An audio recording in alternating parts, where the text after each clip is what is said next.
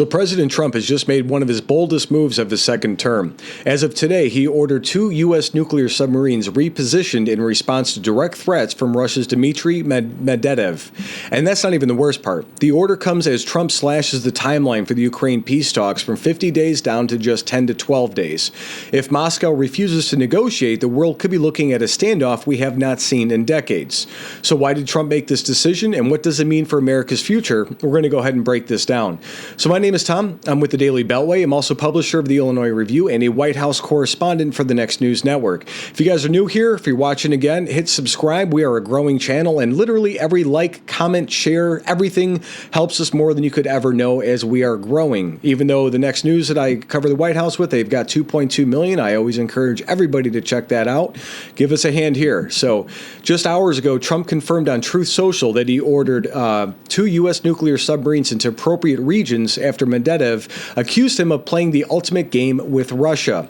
So let's go ahead and check out the Sky News story on this. Posted online about moving 2 nuclear submarines to be nearer to Russia. Let me read you what he said. Based on the highly provocative statements of the former president of Russia, Dmitry Medvedev, who is now the deputy chairman of the Security Council of the Russian Federation, I have ordered 2 nuclear submarines to be positioned in the appropriate regions, he says, just in case these foolish and inflammatory statements are more than just that. Words are very important and can often lead to unintended consequences. I hope this will not be one of those instances. Thank you for your attention to this matter. He finishes with an exclamation mark. So Donald Trump confirming that 2 nuclear subs have...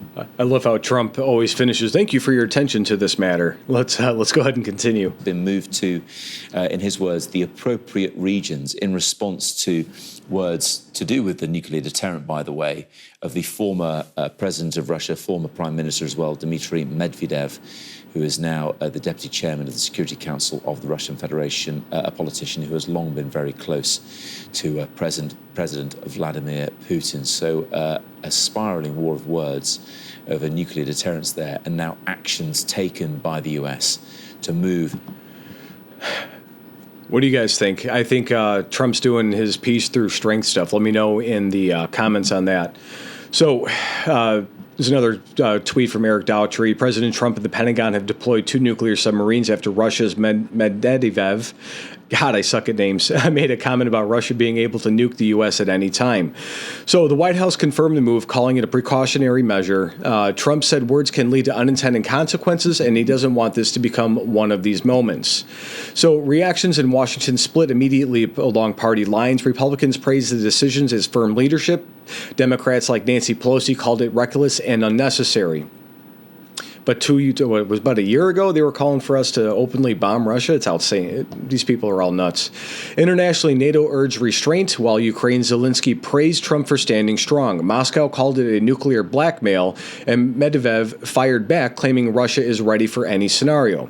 And this is where everything changes. Trump has shortened his ceasefire deadline to just 10 to 12 days. If Russia doesn't come to the table, the United States is signaling it's ready for far more than words. So if you guys got value from this update, my opinion is next. Make sure you guys hit subscribe, like, comment. Like I said earlier, could use it. So this is why it matters. America's strength has always kept our republic safe. Trump is showing the world that we will not be bullied by Moscow's threats.